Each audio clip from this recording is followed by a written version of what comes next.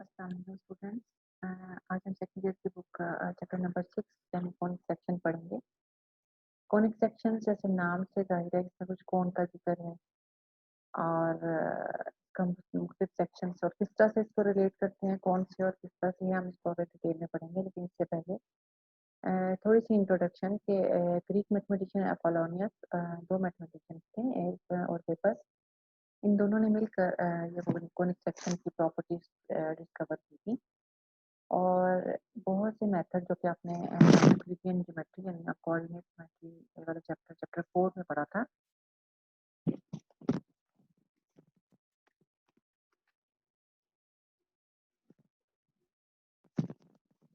तो मेथड को यूज करके उन्होंने कौन तो सबसे पहले हम ये देखते हैं कि कोनिक्स होता क्या है। कोनिक्स कोऑर्डिनेट ज्योमेट्री का एक बहुत इम्पोर्टेंट पार्ट है जो कि चैप्टर 4 में आपने स्टार्ट किया तो कुछ इंट्रोडक्शन आप ले चुके होंगे जिसमें आपने स्ट्रेट लाइंस पढ़ा पेयर ऑफ स्ट्रेट लाइंस पढ़ा तो सो ऑन। तो कोनिक्स सेक्शन को पढ़ने से पहले हम कोनिक्स को डिफाइन करेंगे। कोनिक्स या कोनिक सेक्शन एक ही बात है लेकिन हम इसको डिफाइन कैसे करते हैं। These are the curves obtained by cutting a double right circular cone by a plane.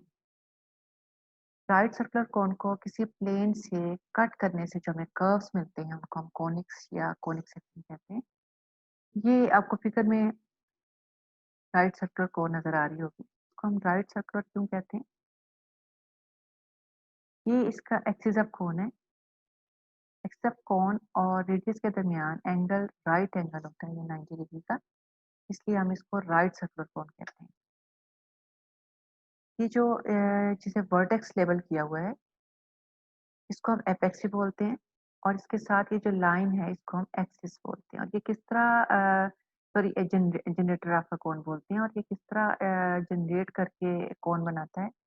ये मैंने यहाँ पे एक लिंक शेयर किया हुआ है, आप इसको डिटेल इसको ज़रूर कॉपी पेस्ट करके इसे देख लीजिएगा कि आपको इसमें किस तरह ये इसको लेबल भी किया और किस तरह से इसके कोडिंग सेक्शन को किस तरह उन्होंने दिखाया हुआ है इन वीडियो। लेकिन अभी हम बात करते हैं राइट सर्कुलर कोन की। इस एंगल 90 की वजह से इसको राइट सर्कुलर कोन कहते हैं। और डबल राइट सर्कुलर कोन किस लिए? इस वर्टेक्स टू वर्टेक्स यानी एपेक्स टू एपेक्स हमारे पास टू कोन्स हो तो हम इसको डबल राइट सर्कुलर कोन बोलते हैं। और प्लेन जिससे राइट सर्कुलर कोन को कट करने से हमें सेक्शंस मिलते हैं, कोनिक सेक्शंस मिलते हैं, उसको हम क्या कहते हैं? A plane is flat surface that is infinitely large with zero thickness। इससे हम कट करेंगे और किस तरह से हमें डिफरेंट सेक्शंस मिलेंगे, इसकी मैंने आपको बात अभी की है कि इस लिंक में आप इसको देख सकते हैं। तो what is double right circular cone? जब भी मैंने अभी आपको बताया इसको मजीद डिटेल से देखते हैं। Cone is a three dimensional object that has a circular base, this is the base, and single vertex, this is vertex. Vertex is also called apex. The two right circular cones placed apex to apex is called double cone. A single cone is called neck. हम conic section में different जो इसके sections हैं हमें circle भी मिलता है, parabola, hyperbola, ellipse, जो कि कोऑर्डिनेट्स का बहुत अहम रोल है इसमें। तो हम ये नहीं कह सकते कि कोनिक सेक्शन का मतलब सर्कल है, पैराबोला है, एलिप्स है या हाइपरबोला है। लेकिन हम ये ज़रूर कह सकते हैं कि सर्कल भी पार्ट है कोनिक सेक्शन का, पैराबोला भी पार्ट है कोनिक सेक्शन का, एलिप्स एंड हाइपरबोला सब कोनिक सेक्शन के पार्ट्स हैं। तो इन सारे पार्ट्स में से सबसे पहले जिसको हम आज पढ़ेंगे वो है सर्कल। और सर्कल को डिफाइन करने से पहले हमें लोकस को बहुत अच्छे से समझना होगा कि लोकस क्या होता है। Locus actually is a set of points which satisfies certain conditions। Locus असल में सेट ऑफ पॉइंट्स हैं जो सर्टेन कंडीशंस को सेटिस्फाई करते हैं, और हम ऐसे भी कह सकते हैं कि point is moving along a path, we say that the path is the locus of the point. हम ये भी कह सकते हैं कि कोई मूविंग पार्ट हो वो उसकी जो कोई भी पॉइंट हो मूविंग, उसका जो पाथ होता है हम उसको उस सारे पाथ को हम क्या कहते हैं कि ये लोकस है। अब इस लोकस की डेफिनेशन को ज़हन में रखते हुए हम सर्कल को डिफाइन करेंगे। A circle is defined as the locus of a point which moves in a plane such that its distance from a fixed point in that plane is always constant. अब इस figure को देखें। For example B is a fix point जो कि move करता है, sorry, B is a moving point and A is a fix point. B is moving in such a way that its distance from a fixed point, which is A, is constant, then the locus of the point is called the circle. And this fixed point is called the center of the circle, and the fixed distance is called the radius of the circle. Then see the definition. A circle is defined as a locus of a point which moves in a plane such that its distance from a fixed point in that plane is always constant. Fixed point is called center of the circle and constant distance is called radius of the circle. Now, equation of a circle को हम define करेंगे। Equation of a circle क्या है? आपने definition जैसे देखी कि centre और इसका जो फिक्स पॉइंट यानी सेंटर का डिस्टेंस मूविंग पॉइंट से अगर फिक्स्ड हो यानी कांस्टेंट डिस्टेंस हो तो हम उसको सर्कल कहते हैं। उस फिगर को, उस लोकस को हम लोकस ऑफ पॉइंट्स को हम सर्कल कहेंगे। तो हम डेफिनेशन पे ही हम इक्वेशन की जो इक्वेशन ऑफ अ सर्कल है वो भी हम ऐसे ही इसकी कैलकुलेट करेंगे। C is the centre of circle जिसके कोऑर्डिनेट्स एच के हैं और P is any arbitrary point, moving point भी इसको आप कह सकते हैं, जिसके कोऑर्डिनेट्स एक्स वाई हैं। सी पी हमारा किसको शो करेगा? रेडियस, रेडियस आर को। Done by using the definition of distance formula. आपने डिस्टेंस फार्मूला को चैप्टर 4 में पढ़ा है। आप इस यहाँ अप्लाई करेंगे तो आपका रेडियस फाइंड आउट हो जाएगा। Squaring on both side and this is the equation of a circle. इसको हम सेंटर रेडियस फॉर्म भी कहते हैं। एक बहुत इंपॉर्टेंट बात जो मैं यहाँ बताना चाहूंगी, इक्वेशन ऑफ अ सर्कल हो या equation of circumference of circle हो, एक ही बात है। This is the circumference of the circle और लोकस भी यही है, ठीक है। तो इक्वेशन ऑफ अ सर्कल हो या equation of circumference of circle हो, एक ही बात है। Now if centre is at origin, if center of circle is at origin, means h and k are equal to 0, then the equation of a circle becomes x square plus y square is equal to r square. Example 1 है आपके book में। Right N equation of a circle with centre -3 5 and radius 7। Equation आप कैसे find out करेंगे? Simple h की जगह पे -3 and k की जगह पे 5 पुट कर देंगे इसी इक्वेशन में और r की जगह पे 7, तो हमें इक्वेशन ऑफ अ सर्कल मिल जाएगी। This equation of a circle. आपसे ऑब्जर्व भी कर लीजिए कि x square plus y square plus 6x minus 10y minus 15 is equal to 0। This is the equation of a circle. इसमें एक्स स्क्वायर की term है एक, वाई स्क्वायर की टर्म है और एक्स और वाई की दो टर्म्स हैं। आगे चलिए। एक्सरसाइज 6.1 में क्वेश्चन नंबर 1 भी यही है कि आपको सेंटर और रेडियस दिया हुआ है ए और बी पार्ट दोनों में। आपने equation of a circle find out करनी है और इसमें सिंपल आपने इक्वेशन ऑफ अ सर्कल यानी centre radius form of equation of a circle लिखना है और यहाँ पे एच और के एंड आर की वैल्यूज पुट करके इसको सिंप्लीफाई कर देना है equation of a circle. B भी पार्ट आपने सेम ऐसे ही करना है। इसमें आपको सेंटर दिया हुआ है, रेडियस दिया हुआ है। आपने इक्वेशन ऑफ अ सर्कल में एच के और आर की वैल्यूज पुट करके सिंपल इनके स्क्वायर रूट खोलने हैं, स्क्वायर खोलने हैं और इसको equation of a circle find out कर देना है। सी पार्ट अभी हम इसको नहीं करेंगे, हम इसका टॉपिक से रिलेटेड है जो हम आगे पढ़ेंगे, उसके साथ हम क्वेश्चन सी पार्ट भी कर लेंगे। General form equation of a circle देखिए। जनरल फॉर्म हमारे पास क्या है? This the general form equation of a circle. X square plus y square plus 2gx plus 2fy plus c equal to 0 represents the circle. इनको completing the square कीजिए। G square को both sides पे add करें और F square को भी both sides पे add करेंगे और सी को दूसरी साइड पे ले जाएंगे तो हमारे पास ये वाली फॉर्म आ जाएगी।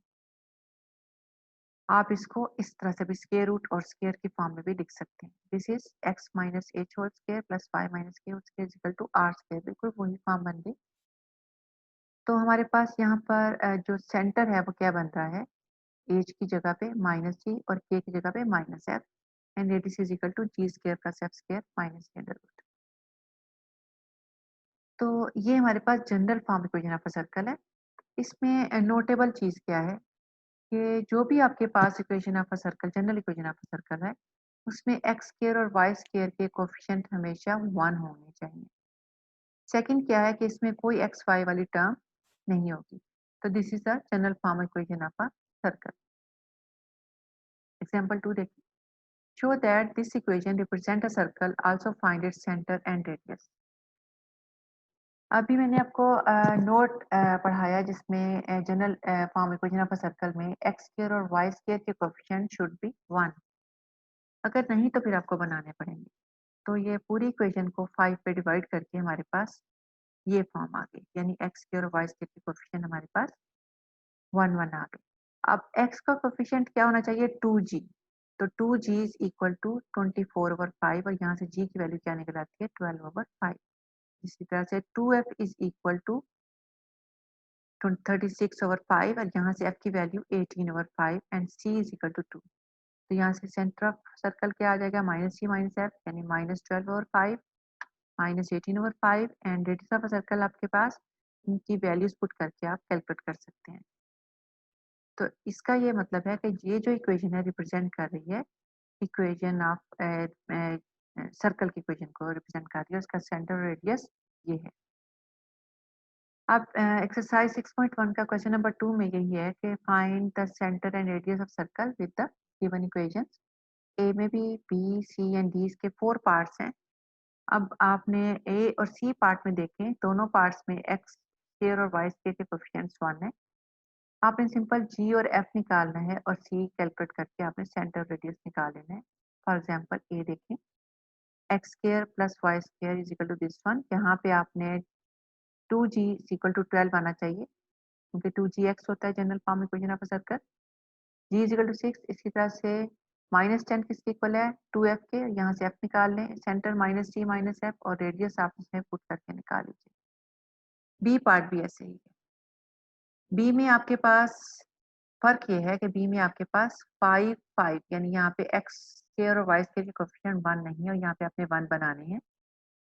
जी की वैल्यू निकालिए और फिर एफ की वैल्यू निकालिए, सेंटर रेडियस कैलकुलेट कर। अब ये सी और डी पार्ट दोनों आपके, सी पार्ट ए की तरह और डी पार्ट बी की तरह है, आप इसे खुद कीजिएगा।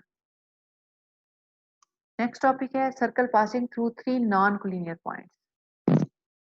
नॉन कोलिनियर ही है तो कोलिनियर कौन से पॉइंट्स होते हैं जो एक ही लाइन में लाई करते हैं। आप देखें ए की लाइन ये बन रही है, बी की लाइन ये नॉन कोलिनियर पॉइंट्स ही होते हैं जो इसके लोकस पे हैं, यानी सरकमफ्रेंस ऑफ अ सर्कल पे जितने भी पॉइंट्स हैं सारे नॉन कोलिनियर ही हैं।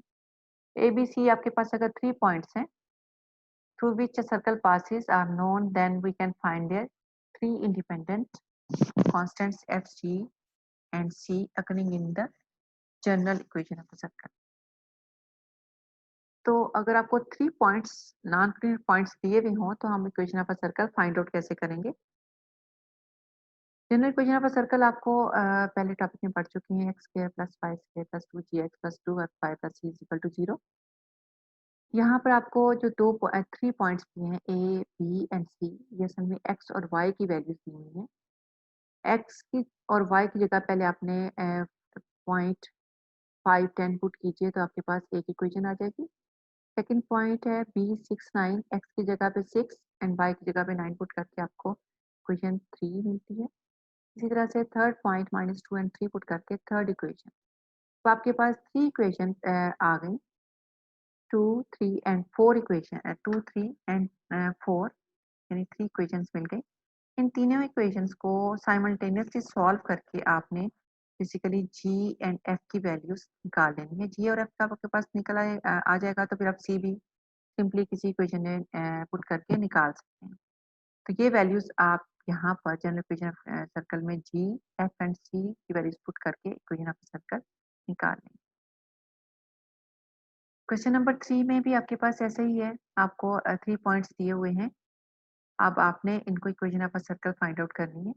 ये बिल्कुल इसी एग्जांपल ही की तरह आपने इसको सॉल्व करना है, यानी आपने 1 by 1 equation general equation of a circle में पॉइंट्स पुट करने हैं इक्वेशंस आएंगी, इनको साइमल्टेनियसली सॉल्व करके एफ, जी और सी की वैल्यूज आपने निकालनी है और आपने इसमें पुट कर देनी है। तो ये तीनों चारों के चारों पार्ट आपने ऐसे ही सॉल्व करने हैं। आगे देखिए, a circle passing through two points having its center on a given line. Find an equation of a circle having the joint x a x1 y1 and b x2 y2 as a diameter. ये आपको यहाँ नजर आ रहा है कि आपको a के coordinates x1 y1 है, b आपके पास x2 y2 है, p कोई आपके पास जनरल पॉइंट है। तो आपने इक्वेशन ऑफ अ सर्कल कैसे फाइंड आउट करनी है? तो देखिए आपके पास ये ए पी, ये आपने इससे पहले थ्योरम भी पढ़ चुके हैं कि अगर आपका रेडियस सॉरी डायमीटर में से पास होते हैं को अगर कोई भी point arbitrary point boundary of circle पे आप उसे ज्वाइन करती हैं तो हमेशा राइट एंगल ट्राइंगल बनती है। और राइट एंगल ट्राइंगल में ए पी और बी पी इनकी स्लोप्स आप फाइंड आउट कर सकते हैं, क्योंकि इन तीनों के कोऑर्डिनेट्स आपको पता है। ये तो जनरल पॉइंट है, लेकिन इनके कोऑर्डिनेट्स आपको पता है। स्लोप ऑफ एपी निकाला, स्लोप ऑफ बीपी निकाला, लेकिन दोनों के स्लोप का प्रोडक्ट जो है वो -1 के इक्वल होना चाहिए, जो कि आप चैप्टर 4 में पढ़ चुके हैं, यानी m1 m2 इक्वल टू -1। यहाँ से आपके पास ये इक्वेशन आ जाती है। कौन सी इक्वेशन है? एक ऐसी इक्वेशन ऑफ अ सर्कल जो कि इसके सेंटर में से पास हो रही है। अब बेसिकली आपके पास ये जो चैप्टर एक्सरसाइज 6.1 में क्वेश्चन 1 का सी पार्ट था, वो भी ऐसे ही था। Given and points of diameter, a आपको दिया हुआ था -3 एंड 2, बी आपको दिया हुआ था 5 एंड -6। आप सिंपल इसमें ये पॉइंट्स पुट करके x1 y1, x1 और y1 की जगह पे आपने ए पुट कर देना है और x2 y2 की जगह पे बी पुट करके आप equation of a circle find out कर सकते हैं। नेक्स्ट टॉपिक है circle passing through two points having tangent at one of these point is known. ये एक सर्कल है जो 2 पॉइंट्स में से पास कर रहा है और टेंजेंट है इनमें से किसी एक पॉइंट के ऊपर टेंजेंट है। एग्जांपल देखिए 5, find an equation of a circle passing through the points -2, -5 and touching the line 3x plus 4y minus 24 equal to 0 at the point 4, 3। अब ये पॉइंट है 4, 3, इसको ए का नाम दिया और इस पे ये टेंजेंट लाइन है जिसकी लाइन की इक्वेशन भी आपको दे दी गई है। आपने equation of a circle find out करनी। General equation of a circle आपको पता है। अब ये पॉइंट -2 -5 भी इसके ऊपर ही लाई कर रहा है। तो -2 और -5 आप और 4, 3 दोनों आप इक्वेशन इस सर्कल के ऊपर लाई कर रहे हैं, तो आपने इन दोनों पॉइंट्स को 1 बाय 1 एक्स और वाई की जगह ये वैल्यूज पुट करके दो इक्वेशंस आ गई। जबकि ये लाइन जो है ये टेंजेंट है एट पॉइंट ए। ठीक है, ये लाइन ए पे टेंजेंट है जो कि 4, 3 है। इस लाइन में से आप स्लोप फाइंड आउट कर सकते हैं y equal to m x plus c. इस फॉर्म में बना लें और यहाँ पे m किसके इक्वल आ रहा है -3/4। A line passing through 4, 3 and perpendicular to 4। अब आपके पास ये जो लाइन है, ये लाइन असल में इस रेडियस के ऊपर, ये जो लाइन है इसके परपेंडिकुलर है। अगर हम इसका ये रेडियस फाइंड आउट करना चाहें, ये वाली लाइन, तो हमारे पास जो इस लाइन की स्लोप है वो उसका जो है वो -1/, दिस वन होगी। तो इस लाइन की इक्वेशन हमारे पास क्या बनेगी? पासिंग थ्रू 4, 3 y -3 4/3 इसकी स्लोप आ जाएगी। ये -3/4 है इस लाइन की, तो ये ओ ए की हमारे पास स्लोप क्या आ जाएगी? 4/3 एंड x -4। तो यहाँ से हमारे पास ये इक्वेशन आ गई। This line being a normal through 4, 3 passing through the center -g -f of the circle 1। तो क्योंकि ये सर्कल में से पास कर रही है सेंटर में से, तो हम x की जगह पे -g और f की जगह पे y की जगह पे -f पुट करेंगे तो हमारे पास ये इक्वेशन आ गई। अब हमारे पास टोटल कितनी इक्वेशन आ गई? 2 ये वाली और एक हमारे पास ये वाली। इनको साइमल्टेनियसली सॉल्व करेंगे और हमारे पास g, f और c की वैल्यूज हम फाइंड आउट कर लेंगे। यानी एक इक्वेशन हमारे पास ये सेकंड नंबर 2 इक्वेशन थी, एक 3 और एक हमने यहाँ से 5। इन तीनों इक्वेशंस को आपने सॉल्व किया। 2 और 3 को उन्होंने सब्ट्रैक्ट करके ये इक्वेशन बनाई और यहाँ इस इक्वेशन को और इस इक्वेशन को सॉल्व करेंगे तो हमारे पास जी और एफ की वैल्यू और फिर इसकी दोनों वैल्यूज आपने पुट करके किसी भी इक्वेशन में सी की वैल्यू कैलकुलेट कर लें तो जनरल इक्वेशन ऑफ इक्वेशन में इसमें पुट करके जी एफ और सी की equation of a circle find out हो सकती है। आगे देखिए, अब circle passing through 2 points and touching a given line. Find an equation of a circle passing through the points a 1 2 and b 1 minus 2 and touching to the line this one। आप इस figure को देखें। Find equation of a circle passing through point a and b। ये दो points हैं जिनमें से circle पास कर रहा है and touching the line and touching to the line x plus 2y plus 5 is equal to 0। यानी हमें इस टेंजेंट की इक्वेशन पता है और ये दो पॉइंट्स पता है। आप देख सकते हैं कि O A is equal to O B, definitely हमारे पास रेडियस ऑफ अ सर्कल बन रहा है, राइट। जबकि अगर हम सेंटर को एच और के लेते हैं तो हमारे पास let O be h k भी centre of the required circle, then हम O A is equal to O B is equal to radius of a circle से डिस्टेंस फार्मूला अप्लाई करके O A is equal to O B आप calculate कर लें। जब आप इसे करेंगे तो यहाँ से आपको k इज इक्वल टू 0 मिलेगा। बाकी वैल्यूज कैंसिल हो जाएंगी, h minus one whole square इधर भी आ रहा है, इधर भी कैंसिल होकर k इज इक्वल टू 0 आ जाएगा। Hence O A is equal to O B हमारे पास क्या आ रहा है यहाँ से h minus one whole square plus 4। यानी अगर आप यहाँ पर किसी भी यहाँ से अगर ओ बी रेडियस ले रहे हैं, ठीक है, तो यहाँ h और k, h आपके पास h ही है लेकिन k की वैल्यू 0 है। तो जब ओ बी डिस्टेंस फार्मूला लगाएंगे तो ये हमारे पास रेडियस आ जाएगा h minus one whole square plus 2 minus 0 whole square यानी 4।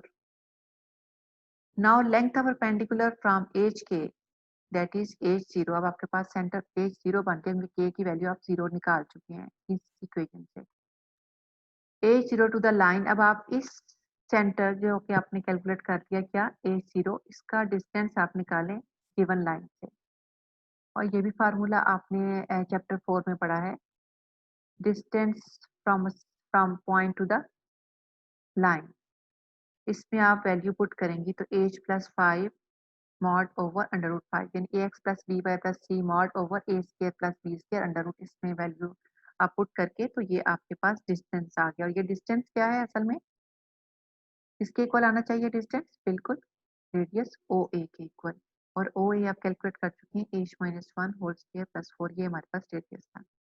यहाँ से आपको एज की वैल्यू फाइंड आउट हो जाएगी जो कि दो वैल्यूज हैं, ए 0 और ए 5। यानी हमारे पास टू सर्कल्स आते हैं, एक का रेडियस, एक का सेंटर आपके पास 0 0 और दूसरे का 5 0 बनता है क्योंकि के दोनों सूत्रों में 0 है। अब ये वैल्यूज पुट करके आप आपके पास जो रेडियस था इसमें वैल्यू एज की वैल्यू एक बार 0 पुट करेंगे तो आपके पास अंडर रूट 5 आता है, एक में आप एज की वैल्यू 5 पुट करेंगे तो आपके पास अंडर रूट 20 आपके पास रेडियस आ जाता है और आपके पास दो इक्वेशन ऑफ सर्कल्स बनते हैं। इससे रिलेटेड आपके क्वेश्चन 4 है एक्सरसाइज 6.1 का, इसमें दो पॉइंट्स दिए हुए हैं और having centre at this line 4x minus 3y minus 3 equal to 0। B में भी आपके पास एक पॉइंट में से पास कर रही है विद रेडियस 2 आपको दिया and centre at this one, ये भी इसमें भी सेंटर इस पे था, इस पे भी सेंटर इधर है। Passing through A and tangent to the line this at this one, ये आपका वही एग्जांपल है जो हम इससे पहले कर चुके हैं लेकिन वन बाय वन हम क्वेश्चंस को देख लेंगे। लेकिन जो मैंने आपके अभी एग्जांपल्स करवाई हैं बिल्कुल सेम उसी पैटर्न पे है। डी देखें, इसमें भी दो पॉइंट्स में से पास करें tangent to the line this one. हम पहले क्वेश्चन का सोल्यूशन देखते हैं। General form equation of a circle हमारे पास ये थी। अब इसमें हमारे पास पहले पॉइंट ए में से पास कर रहा है तो ए पॉइंट पुट कर देंगे general equation of a circle में तो आपके पास इक्वेशन 2 आपको मिल जाएगी यानी 10 plus 6t minus 2f plus c equal to 0। Second point आपका बी 0 1 था, ये भी सर्कल के ऊपर लाई कर रहा है जिसको पुट करके आप सेकंड इक्वेशन फाइंड आउट कर लेंगे, किसमें पुट करके general equation of a circle में। then the center of the circle 1 is minus g minus f and by given condition it lies on क्योंकि आपके पास ये जो लाइन है इसके ऊपर सेंटर लाई कर रहा है, इसका मतलब है माइनस जी और माइनस एफ आप एक्स और वाई की जगह पुट करके आपके पास एक और इक्वेशन मिल जाती है। अब 3 ही आपके पास अननोन है, यानी जी, एफ एंड सी, और 3 ही आपके पास इक्वेशन है। इनको आपने बिल्कुल सिंपल कैलकुलेशन जैसे आप प्रीवियस क्लासेस में कर चुके हैं, एलिमिनेशन मेथड है या कोई भी आप मेथड यूज़ करते हुए जी, एफ और सी की वैल्यूज़ आपने 3 इक्वेशन में से कैलकुलेट कर लेनी है। और फिर आप इस general form equation of a circle में पुट करके इक्वेशन ऑफ अ सर्कल आप फाइंड आउट कर लेंगे। इसी का बी पार्ट भी ऐसा ही है कि आपको एक जो इक्वेशन ऑफ सर्कल आपने फाइंड आउट करनी है, क्योंकि ए माइनस थ्री वन जो है ना इसके ऊपर सर्कल लाई कर रहा है, रेडियस भी आपको दिया हुआ है और लाइन आपके पास है two x minus three y plus three equal to zero. Radius आपको इसमें पहले ही दिया हुआ है। अब आपको फिगर से पता चल रहा है कि A C is equal to radius of a circle. आप यहाँ पे डिस्टेंस फार्मूला लगाएंगे एसी की जगह पे और रेडियस की जगह पे आर, तो आपके पास एक इक्वेशन एच एंड के में आ जाएगी, इक्वेशन नंबर वन। सेकंड बात ये है कि आपके पास सी एच के जो है वो किसके ऊपर लाई कर रहा है, इस लाइन के ऊपर। इट मीन्स कि एच और के इस लाइन को सेटिस्फाई करना चाहिए, यानी एक्स की जगह पे एच एंड वाई की जगह पे के। तो सेकंड इक्वेशन आपको यहाँ से ये मिल जाएगी। इस इक्वेशन में से एच की वैल्यू आप निकाल लीजिए और इस वन इक्वेशन में पुट करेंगे तो आपके पास पूरी इक्वेशन के में आ जाएगी। अब के में आपके पास क्वाड्रेटिक इक्वेशन बन जाती है, यहाँ से आपको के की दो वैल्यूज मिलती हैं, k is equal to minus one and k is equal to three over thirteen. K is equal to minus one put करेंगे तो आपके पास एज की वैल्यू माइनस थ्री आ जाएगी। K is equal to three over thirteen put करेंगे तो h की वैल्यू आपके पास माइनस फिफ्टीन ओवर थ्री। तो आपके पास टू सेंटर्स बनते हैं, एक centre minus three and minus one and दूसरा centre minus fifteen over thirteen and three over thirteen.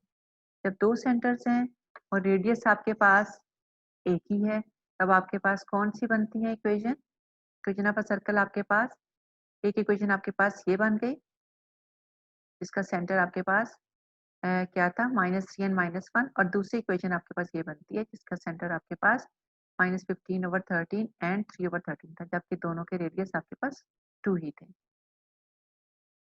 Similarly आपका सी पार्ट जो है यह भी आपका एक ही पैटर्न पे है। बेटा आप ये देखिए कि जितने भी क्वेश्चंस आप कर रहे हैं सिर्फ आपकी प्रैक्टिस के लिए है कि आपको ऐसे दे दिया जाए तब भी आप इक्वेशन ऑफ अ सर्कल निकाल सकें। तो basically equation of a circle निकालने के लिए आपको एक तो सेंटर पता होना चाहिए और एक रेडियस। अगर आपको रेडियस नहीं पता तो आपको कोई ना कोई कंडीशन ऐसी दी होगी कि आप रेडियस उसमें से फाइंड आउट कर लेंगे, या फिर अगर आपको रेडियस गिवन है तो आपको सेंटर नहीं दिया होगा तो आपको सेंटर निकालने के लिए कोई ना कोई और कंडीशन दे दी जाएगी, या आपको फिर पॉइंट्स दे दिए होंगे जिसमें आपने सेंटर भी निकालना होगा रेडियस भी। तो तीन या चार फॉर्म्स ही हैं जिसमें से आपने कोई भी एक फॉर्म हो सकती है equation of circle find out करने की। जिस तरह आप यहाँ पर एक पॉइंट दे दिया गया है 5 1 इसमें से सर्कल पास कर रहा है, और एक पॉइंट 3 माइनस 4 ये भी सर्कल पे ही लाई कर रहा है लेकिन टेंजेंट इस पॉइंट के ऊपर है, जिससे मैंने अभी आपको इससे पहले एग्जांपल कर चुकी हूँ। तो इसमें भी हमने ऐसे ही करना है कि A C is equal to B सी जो कि आर के इक्वल है, एक डिस्टेंस फार्मूला लगाएं और आर जो है आपको इजिकल टू आपने ऐसे ही रहने दिया, बल्कि आपके पास यहाँ से इक्वेशन आपके पास एक इक्वेशन मिल जाएगी एच और के में। सेकंड ये है कि स्लोप ऑफ टेंजेंट हमारे पास इक्वेशन ऑफ आपको टेंजेंट दी हुई है आपको, यहाँ से स्लोप निकालें जिससे आपने पहले निकाली थी, और रेडियल सेगमेंट यानी हमारे पास इसकी यानी बी सी की स्लोप आपके पास क्या हो जाएगी, जो क्योंकि इसके ऊपर परपेंडिकुलर है टेंजेंट के ऊपर तो इसकी स्लोप इसकी minus one over time this one होगी। तो यहाँ से आप इसकी slope m one m two is equal to minus one, यानी यहाँ से आप इक्वेशन भी निकाल सकते हैं m one m two is equal to minus k, दोनों जो है ये एक दूसरे के परपेंडिकुलर है। तो यहाँ से आपके पास एक इक्वेशन आ गई, दोनों इक्वेशन एच और के में थी, टू एंड थ्री। इनको सॉल्व करके एच और के आपने फाइंड आउट कर लिया। वही बात कि आपको सेंटर चाहिए और रेडियस चाहिए equation of a circle find out करने के लिए।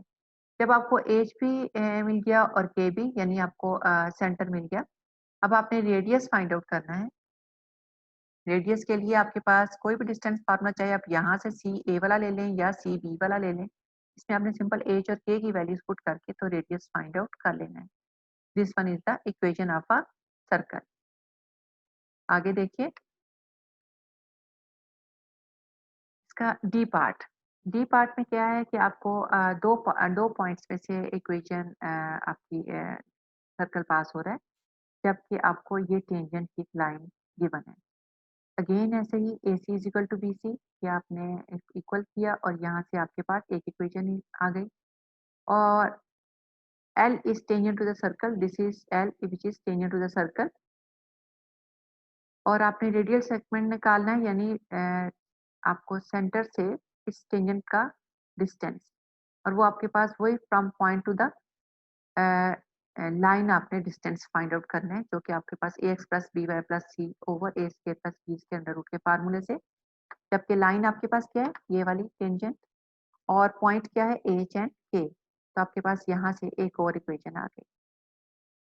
अब आप इक्वेशन 1 को देखिए, इसको आप सॉल्व करेंगे तो यहाँ से ए स्क्वायर और के स्क्वायर कैंसिल होकर एच और के में एक इक्वेशन आ जाएगी बोथ साइड्स पे। अब लेकिन ये आपके पास असल में क्या था, रेडियस ऑफ अ सर्कल। ठीक है, ये देखिए A C is equal to B C is equal to r, ये भी आर है, ये भी आर है।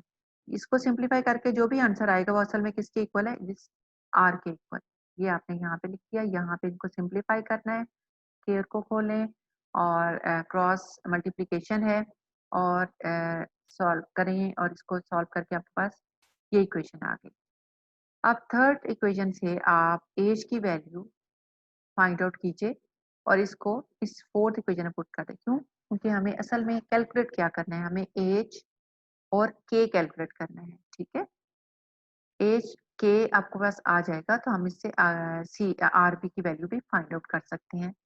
एज और के आप फाइंड आउट कर लें यहाँ से, ये दो वैल्यूज के की आ गई, इसी तरह से एज की भी दो वैल्यूज आएंगी। आर दोनों में पुट करके आर भी आपके पास दो आ जाएंगे और दो ही सर्कल की इक्वेशंस आपकी यहाँ से फाइंड आउट हो जाएंगी। आगे है क्वेश्चन नंबर 5।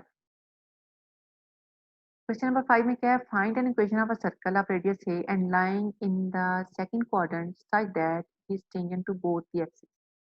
आप फिगर से दे सकते हैं स्टूडेंट्स के, ये हमारे पास सर्कल है, यहाँ से यहाँ तक डिस्टेंस ए है और फिर यहाँ पे भी वो ए पे कट कर रहा है। इसका मतलब इसका सेंटर क्या हो जाएगा, क्योंकि लेफ्ट साइड पे ये माइनस ए होगा, यहाँ से यहाँ तक माइनस ए और ए इसका सेंटर मिल गया।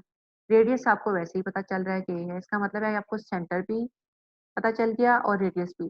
तो फिर इक्वेशन ऑफ अ सर्कल निकालना क्या मुश्किल है, वही आपके पास सेंटर रेडियस फॉर्म, यानी x minus H whole square plus Y minus के whole square equal to are square. इसका स्क्वायर खोलिए और आपके पास इक्वेशन ऑफ अ सर्कल ये आ गई। क्वेश्चन नंबर 6 आप देखिए 6.1 एक्सरसाइज का, show that the lines this and this are tangent to the circle this one. अब आपने क्वेश्चन नंबर 6 में ये है कि आपने बताना है कि ये दो लाइंस जो दी हुई हैं ये टेंजेंट भी हैं या नहीं। तो क्या होना चाहिए, टेंजेंट का मतलब क्या है। देखिए बेटा, टेंजेंट जो है वो आपका एक ही पॉइंट पे होता है यहाँ पर।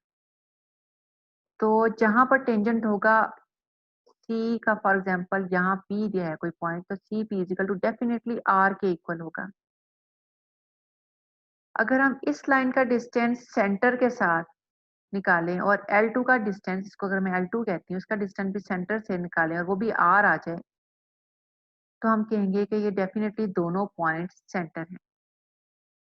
तो हमारे पास टू लाइंस हैं, एक L1 है और एक L2 है, और एक आपको इक्वेशन ऑफ अ सर्कल है। इक्वेशन ऑफ अ सर्कल से आप सेंटर भी निकाल सकते हैं और रेडियस भी। General form equation of a circle है, यहाँ से आप G निकालें, F निकालें और R भी निकालें। ये सेंटर -3 एंड 2 आ गया जो यहाँ रिटर्न है, और R की value G square plus F square minus 3 put करके √13। अब अगर आप इस L1 का डिस्टेंस C से निकालें और आपके पास √13 आंसर आता है, then definitely L1 is the tangent to the circle. इन्हीं रूल्स को फॉलो करते हुए हम यहाँ देखते हैं कि जब आपने L1 का डिस्टेंस, परपेंडिकुलर डिस्टेंस निकाला सेंटर से, तो आपके पास √13 आया, जो कि आप पहले ही कैलकुलेट कर चुके हैं कि रेडियस √13 है। L2 का डिस्टेंस भी आपने ऐसे ही निकाला, perpendicular distance from line to the point, point के आपके पास सेंटर, सेंटर से आपने लाइन का डिस्टेंस निकाला जो कि डिस्टेंस फार्मूला आपका पॉइंट होता लाइन, जो कि आप चैप्टर 4 में पढ़ चुके हैं ऑलरेडी। इसे पुट करेंगे तो आपके पास रेडियस ऑफ अ सर्कल आएगा। इट मींस कि both line L1 and L2 are tangent to the circle.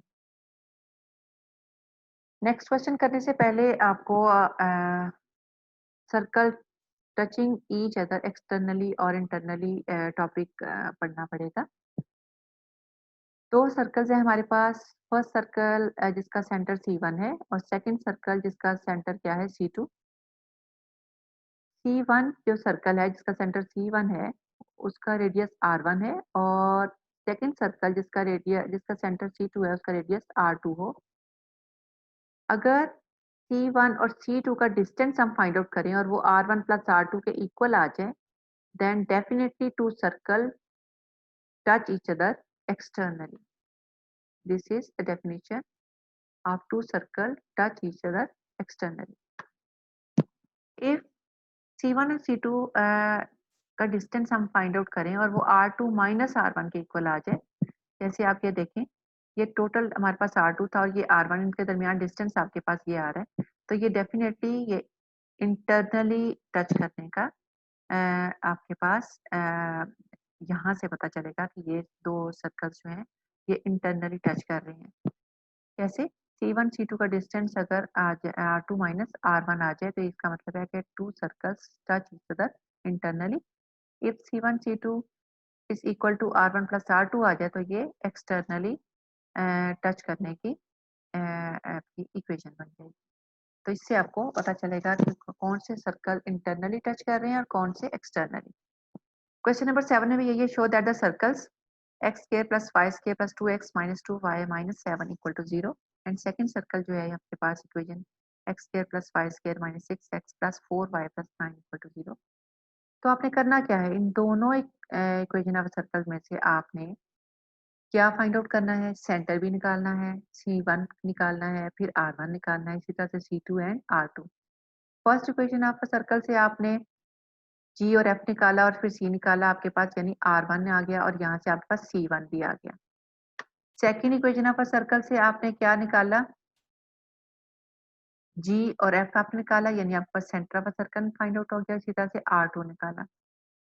तो आप देखें कि यहाँ से R1 आपके पास 3 है और R2 आपके पास क्या है 4, लेकिन C1 आपके पास क्या है -1 एंड 1 और C2 आपके पास क्या है 3 -2। C1 C2 निकाले तो आपके पास क्या आता है 3 + 1 whole square plus -2 -1 whole square. आप इसको कैलकुलेट कीजिए, 16 + 9 = 105 आता है। लेकिन आप R1 और R2 को जब ऐड करेंगे 3 + 2 वो भी 5 आ रहा है। इसका मतलब है प्लस करने से हमारे पास ये कंडीशन सेटिस्फाई हो रही है, मीन्स के both circles touch each other externally. Next question आपका 8 है। इसमें देखें कि आपके पास फिर इक्वेशन ऑफ सर्कल्स आपको दी हुई है और उन्होंने कहा कि आप बताइए कि ये इंटरनली टच कर रहा है या नहीं। सेम प्रोसीजर है, आपने बोथ इक्वेशन ऑफ सर्कल्स में से पहली इक्वेशन ऑफ सर्कल लें, आप इसको जनरल इक्वेशन ऑफ सर्कल से कंपैरिजन से जी निकालें, एफ निकालें और फिर सी निकालें और यहाँ से आपने आर रेडियस के फार्मूले पुट करके आर भी कैलकुलेट कर ले जो कि 3 के इक्वल है। जैसे सेकंड इक्वेशन ऑफ सर्कल से आपने C2 फाइंड आउट कीजिए और इस तरह से R2, C1 C2 निकालें, डिस्टेंस निकालेंगे तो आपके पास 5 आ रहा है, ठीक है। और आपने जब R2 माइनस R1 करेंगे, 8 माइनस 3 ये 8 है और ये -3 तो आपके पास 5 आ रहा है। इसका मतलब है कि both circle touch each other internally. Question number 9 में भी यही है, find an equation of a circle of radius 2 and tangent to the line this at this one. ये आपका बेसिकली पिछले टॉपिक से रिलेटेड ही आपका ये क्वेश्चन है।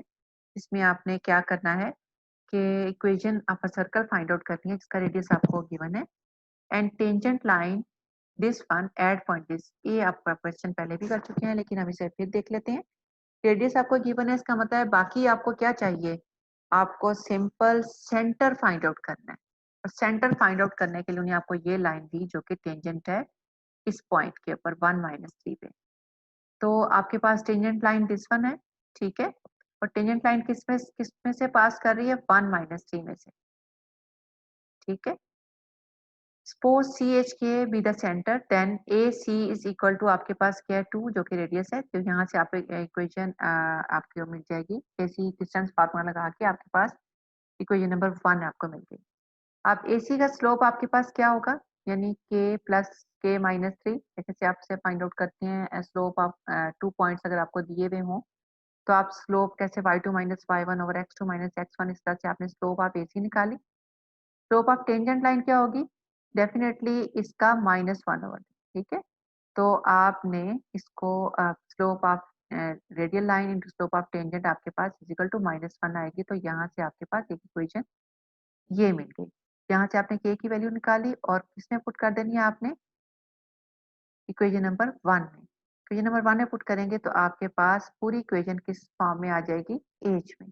यहाँ से आपको एज की 2 वैल्यूज़ आ जाएँगी, एक 1 प्लस अंडर रूट 2 और एक 1 माइनस अंडर रूट 2। यहाँ से आपको k की भी 2 वैल्यूज़ मिल जाएँगी, एच और k आपके पास ये आ गया और सेंड रेडियस आपके पास 2 था। यहाँ से इक्वेशन आप सर्च कर x minus h whole square plus y minus k whole square is equal to r square, ये आपके पास इक्वेशन आपका सर्कल आ गई। सेम आपको यहाँ से भी ऐसे ही है कि आपको इक्वेशन आपको h की वैल्यू अगर 1 माइनस अंडर रूट 2 पुट करते हैं, तो यहाँ पे k की वैल्यू ये आ जाएगी और यहाँ से आपको इक्वेशन आपका सर्कल फाइंड आउट हो जाएगी। तो ये आपकी लेक्चर 1 आपका कंप्लीट हुआ। आप इसको एक्सरसाइज को अच्छे तरीके से देखिए। नेक्स्ट हम अगले लेक्चर में डिस्कस करेंगे।